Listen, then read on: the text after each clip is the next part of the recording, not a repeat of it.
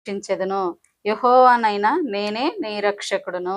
ఈరోజు దేవుడు మనకి అనుగ్రహించిన వాగ్దానము, దేవుడు మన పక్షమున యుద్ధము చేయవాడు యెహోవాయే.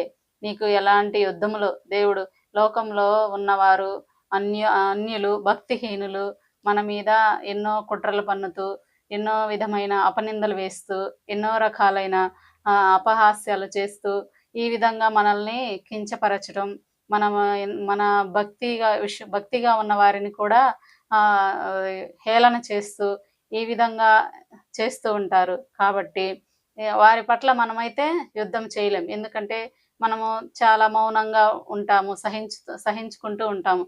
కానీ దేవుడే మన పక్షమున చేయవాడు. కాబట్టి ఈ యుద్ధము చేయవాడను నేనే అని దేవుడు చెప్తున్నాడు. కాబట్టి ఎవరు బాధపడకుండా దేవుడే నీ పక్షమున యుద్ధం చేస్తాడు. కాబట్టి నీవు ధైర్యంగా ఉండాలి. ఇంకా ఏం చెప్తున్నాడు? నీ పిల్లల్ని నేనే రక్షిస్తాను, నేనే యెహోవాను, నేనే నీ రక్షకుడును కూడా నేనే.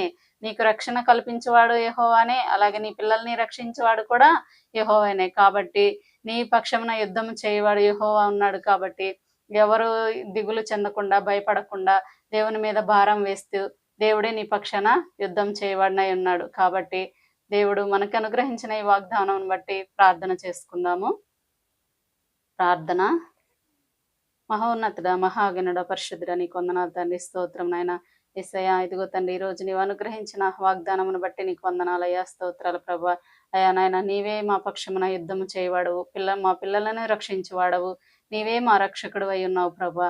అయ్యా ఇదిగో తండ్రి, ఎవరైతే నాయన నిన్ను నమ్ముకున్న పిల్లలు ప్రభా, అయ్యా లోకంలోనైనా అనేక మంది భక్తిహీనుల ద్వారా, అన్యజనుల ద్వారా ప్రభా నాయన సమస్యలు ఎదుర్కొంటూ నాయన వారి యందు నాయన యుద్ధము చేయలేక ప్రభు